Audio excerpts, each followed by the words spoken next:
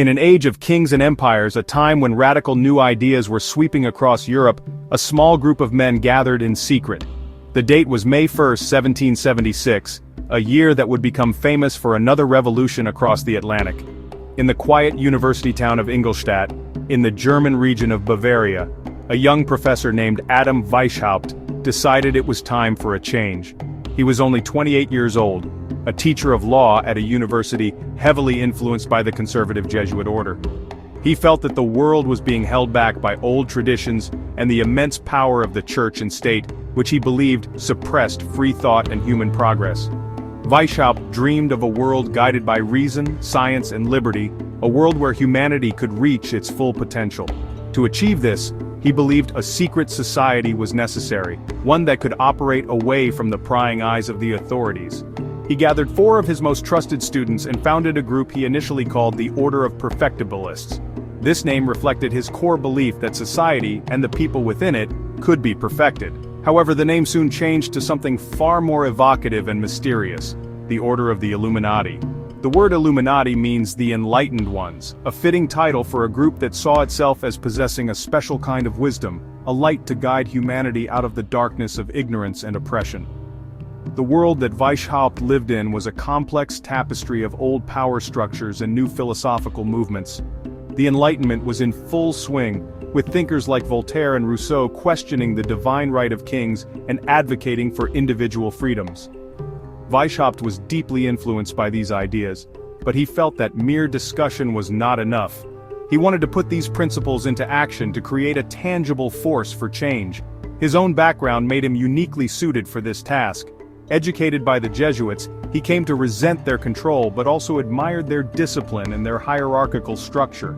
He decided to build his own organization using their methods of secrecy and strict obedience, but for a completely different purpose: to dismantle the very systems the Jesuits sought to protect. This small gathering in Bavaria was the seed from which a legendary and controversial organization would grow. Weishaupt's vision was not just for local reform, it was global in its ambition. He saw his order as a tool to subtly educate and guide the most influential people in society: princes, politicians, writers, and scholars. By winning over these key individuals, he believed the Illuminati could slowly and quietly steer the course of nations toward a new dawn of reason and equality. This was the humble beginning of a society whose name would echo through the centuries, becoming synonymous with secrets, power, and the enduring human quest for a better world, however one might define it. The goals of the Bavarian Illuminati were nothing short of revolutionary. Adam Weishaupt envisioned a complete and total transformation of society, a new world order that would be fundamentally different from anything that had come before it. At its heart, the order's ultimate aim was to create a universal republic where all of humankind could live in a state of freedom and happiness, unbound by the chains of the past. To achieve this utopia, however, Weishaupt believed that the old world had to be completely dismantled. This meant the destruction of all existing governments and monarchies, which he saw as instruments of tyranny that served the few at the expense of the many. In their place would be a world without nations, ruled by an enlightened elite. Beyond just political structures, the Illuminati also targeted religion. Weishaupt was a fierce critic of the established church, particularly the Catholic Church, which held immense power in Bavaria. He believed that organized religion was a tool used to control the masses through superstition and fear, preventing them from thinking for themselves and embracing reason. Therefore, one of the Illuminati's primary goals was the abolition of Christianity and all other religions. In their place, they promoted a philosophy based on natural law and human intellect. This was seen as the only way to liberate the human mind and allow people to become truly free moral agents, guided by their own conscience rather than by religious dogma. The symbols chosen by the order reflected these grand and secretive ambitions. One of the most important was the Owl of Minerva. In ancient mythology, Minerva was the Roman goddess of wisdom, and the owl, her constant companion, symbolized knowledge and the ability to see in the dark. For the Illuminati, this represented their mission to bring the light of reason into the darkness of ignorance. Another powerful symbol was a simple dot enclosed within a circle. This was meant to represent the all-seeing eye of the order's superiors, a constant reminder to members that their actions were always being observed and guided by a higher hidden authority within the society's carefully constructed hierarchy. In the new world envisioned by the Illuminati, society would be rebuilt on principles of absolute equality and social fraternity. They advocated for a form of communism of goods, where private property would be abolished and all resources would be shared for the common benefit. This radical idea aimed to eliminate the greed and conflict that they believed arose from the pursuit of personal wealth. The new world would be governed by the Illuminati themselves, the enlightened ones who had been secretly trained and prepared for the task. They saw themselves as the only ones capable of leading humanity into this new golden age, a benevolent but absolute ruling class whose wisdom was considered infallible. For Adam Weishaupt, secrecy was not just a precaution, it was the Illuminati's greatest weapon. He famously decreed that the Order's true strength lay in its concealment, and that it should always operate under another name and a different occupation. The goal was to become an invisible force, shaping events from behind the scenes without anyone ever realizing the source of the influence. This strategy of deep cover was essential for survival in a time when radical ideas could lead to imprisonment or worse. By hiding in plain sight, the Illuminati could grow their numbers and extend their reach, working like a hidden current beneath the surface of society, slowly changing its direction without causing any ripples that might alert the authorities. To achieve this level of invisibility, Weishaupt devised a brilliant and audacious plan: infiltrate and take control of Freemasonry. The Masonic lodges, which were already widespread across Europe, provided the perfect cover. Freemasonry was a well-respected fraternal organization that attracted influential men from the upper echelons of society. It had its own traditions of secrecy, rituals, and hierarchical degrees, making it an ideal host for the Illuminati's even more secretive agenda. In 1777, Weishaupt himself joined a Masonic lodge in Munich. He then mandated that all his senior members do the same, with the express purpose of dominating the lodges from within, turning them into recruiting grounds and platforms for spreading Illuminati ideology. Recruitment was a careful and methodical process. Weishaupt did not seek large numbers of followers. Instead, he targeted the intelligentsia and key influencers of his day. He sought out men who already held positions of power or had the potential to shape public opinion. This included lawyers, respected academics, popular writers, theologians, and even government officials. The process of bringing someone into the order was called insinuation, where a recruiter would subtly test a potential candidate's beliefs and disposition over a long period before ever revealing the existence of the society. The aim was to find men who were dissatisfied with the current state of the world and open to radical new ideas for its improvement. Beyond infiltrating lodges, the Illuminati also worked to control the flow of information to the public. Members were instructed to establish or join literary societies, reading clubs, and libraries. These were the intellectual hubs of the 18th century, where ideas were discussed and opinions were formed. By controlling these institutions, the Illuminati could turn the public mind toward their way of thinking. They promoted books and pamphlets that aligned with their ideals while working to discredit writers and thinkers who opposed them. This sophisticated strategy of cultural and intellectual warfare was designed to prepare society for the revolution they planned, making their radical ideas seem mainstream and inevitable over time. The internal structure of the Illuminati was a complex pyramid of power, designed to ensure absolute secrecy and unwavering obedience. At the very bottom were the novices, new recruits who were kept in the dark about the order's true purpose. Each novice was under the complete control of their recruiter, known as an insinuator. They were required to keep a daily journal detailing their innermost thoughts, desires, and frustrations, which was regularly reviewed by their superior. This practice served as a powerful tool for psychological evaluation and control, allowing the order to mold the candidate and ensure their suitability for advancement. The novice had to prove their loyalty and discretion before they could climb to the next level. Once a novice had proven their worth, they were initiated into the first of three main classes. The lowest class, known as the nursery, contained ranks such as Brethren of Minerva, Minor Illuminatus, and Major Illuminatus. In these early stages, members were taught a philosophy that emphasized reason, virtue, and the perfectibility of mankind. They were given classical code names to protect their identities. Weishaupt himself was known as Spartacus, after the famous Roman slave who led an uprising against the state. The secrets revealed at these levels were partial, designed to inspire curiosity and a desire to learn more, ensuring that members remained committed to climbing the ladder of the order. Above the nursery were the Masonic grades, which mirrored the structure of the Freemasonry that the Illuminati sought to control. This included ranks like Scotch Knights and E-Pups. Members at this level were deeply involved in infiltrating Masonic lodges and steering them toward the Illuminati's agenda.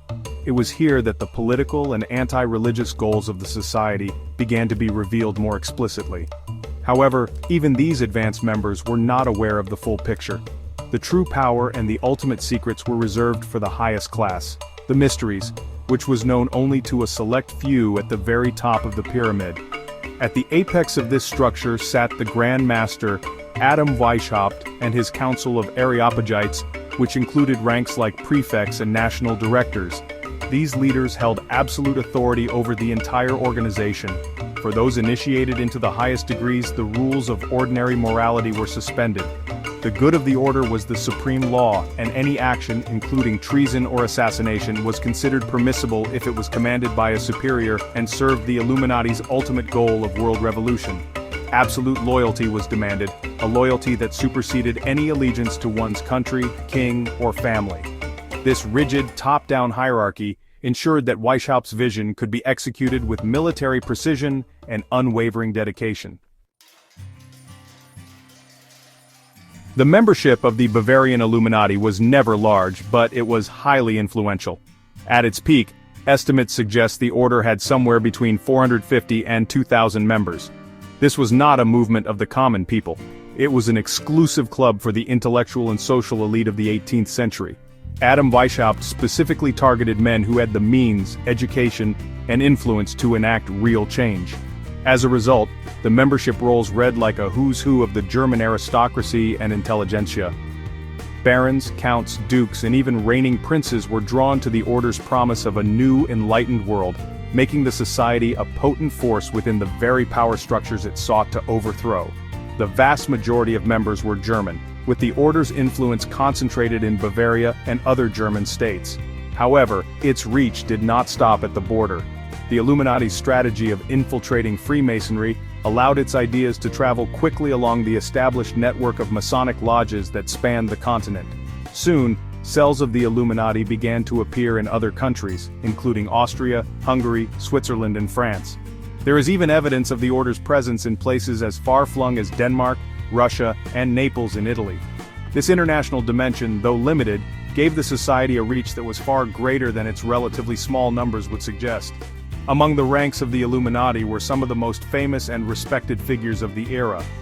Perhaps the most notable member was Johann Wolfgang von Goethe, the celebrated author of Faust, and a towering figure of German literature. His patron, Duke Karl August of Saxe-Weimar-Eisenach, was also a member, and his court in Weimar became a major center of Illuminati activity. The presence of such prominent individuals gave the order a veneer of respectability and intellectual credibility. It attracted other academics, doctors, lawyers, and government officials who were drawn to its progressive ideals and its promise of belonging to a secret brotherhood dedicated to the betterment of humanity. Weishaupt also recognized the strategic value of recruiting other specific groups. He saw great potential in winning over clerics, as they could help undermine the church from within. While he was deeply suspicious of women's intellectual capacity, in line with the prejudices of his time, he later developed a plan to create a female branch of the order. He believed that influential women could be used to sway the powerful men in their lives, acting as an indirect channel of influence. He also had plans to win over the common people by establishing schools and, well, condescending to them, slowly indoctrinating them with Illuminati principles. These strategies demonstrate a sophisticated understanding of how power and influence functioned in 18th century society. Despite its elaborate secrecy, the Illuminati could not remain hidden forever. As the order grew in influence, internal rivalries and disputes began to emerge. Some members became disillusioned with Weishaupt's authoritarian control and the increasingly radical nature of the society's goals. In 1784, a former member named Joseph Utschneider, feeling betrayed and resentful, went to the authorities. He and other disgruntled members revealed the order's secrets, its revolutionary aims, and its list of members to the Bavarian government. The ruler of Bavaria, Elector Karl Theodor, was deeply alarmed by what he learned. He saw the Illuminati as a direct threat to his throne and to the stability of his state. Acting swiftly on these revelations, Karl Theodor issued a decree in June 1784 that banned all secret societies not explicitly authorized by law. This was a direct blow aimed at the Illuminati and the Freemasons. A second, more forceful edict followed in March 1785, which specifically named the Order of the Illuminati and outlawed it completely. The government began raiding the homes of known members, seizing their documents and correspondence. These confiscated papers, which included the order's constitution, rituals, and internal communications, were then published by the government as a warning to the public.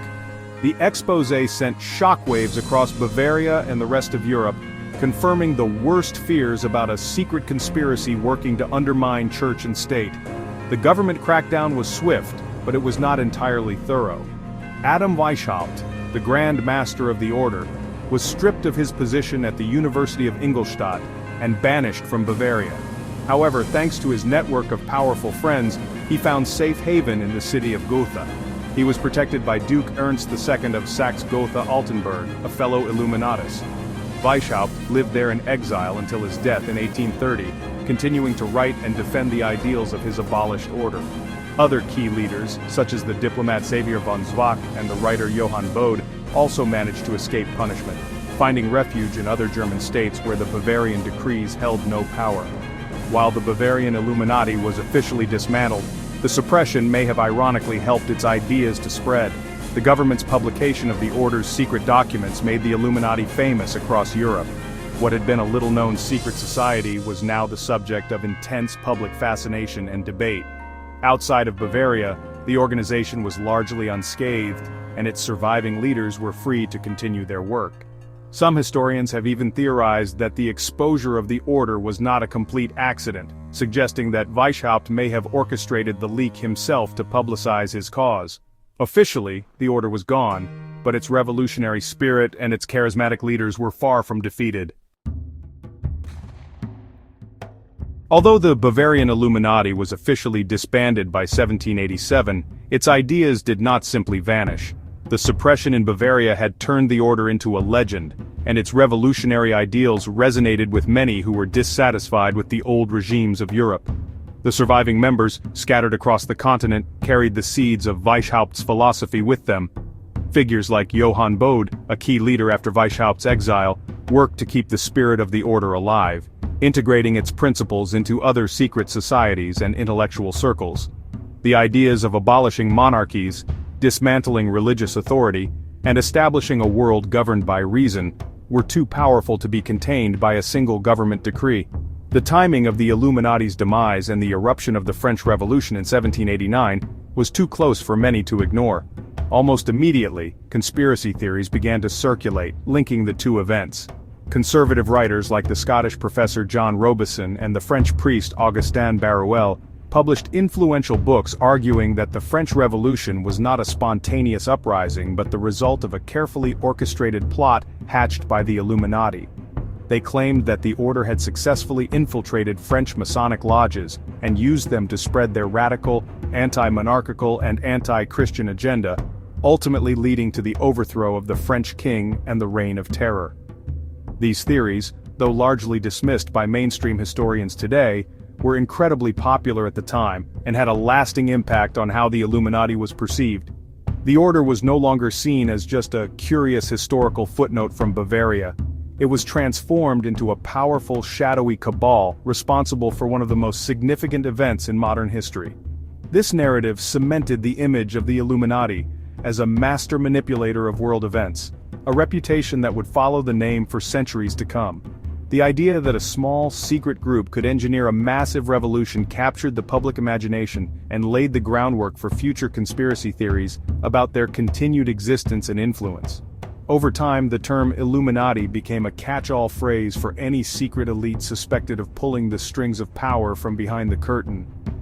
The specific details of Weishaupt's original group faded, but the core concept of a hidden hand guiding humanity's destiny remained potent.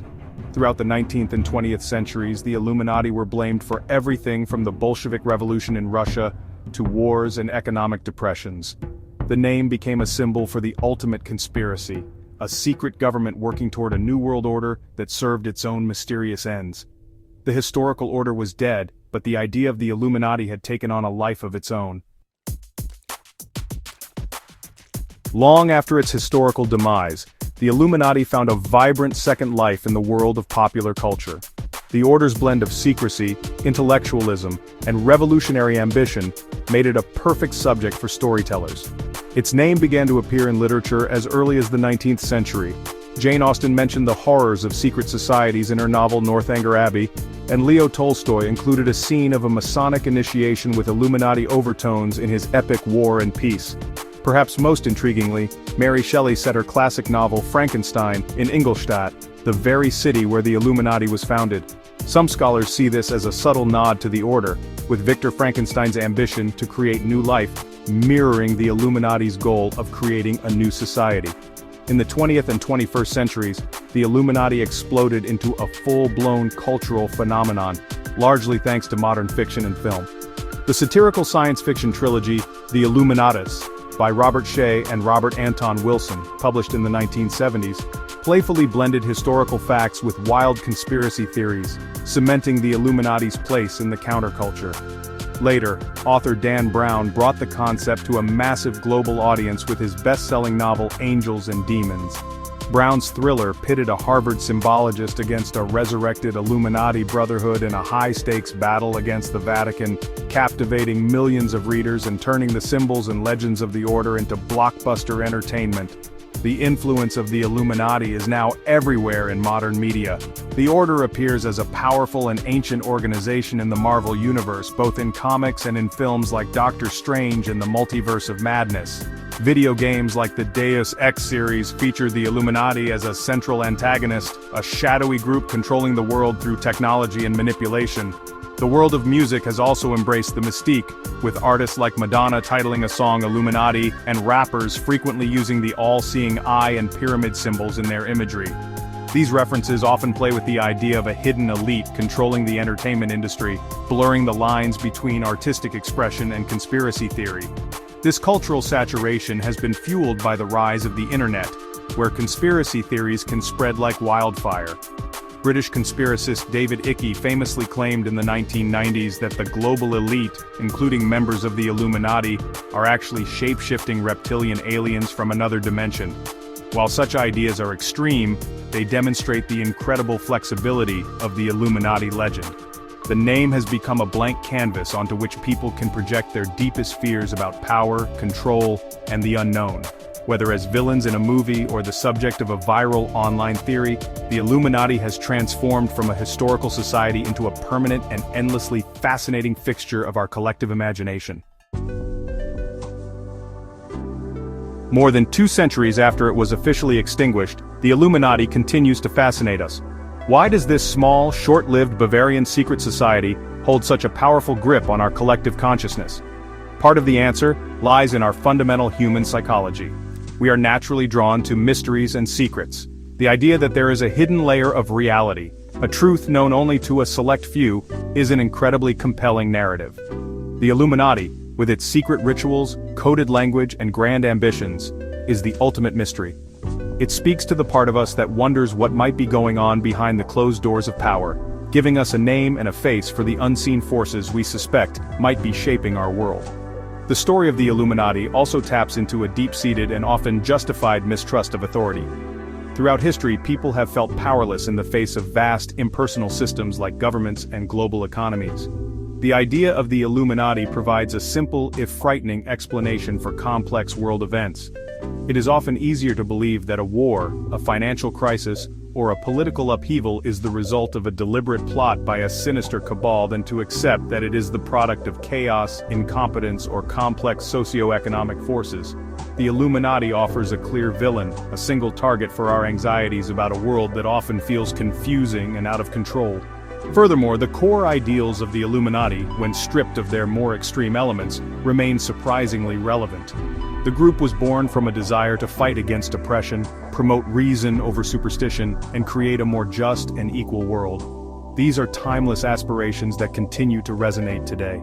The story of Adam Weishaupt and his followers is a dramatic tale of rebellion against the established order, a fight for a utopian vision. This romantic, revolutionary spirit captures our imagination even as we might be wary of the authoritarian methods the order proposed to achieve its goals.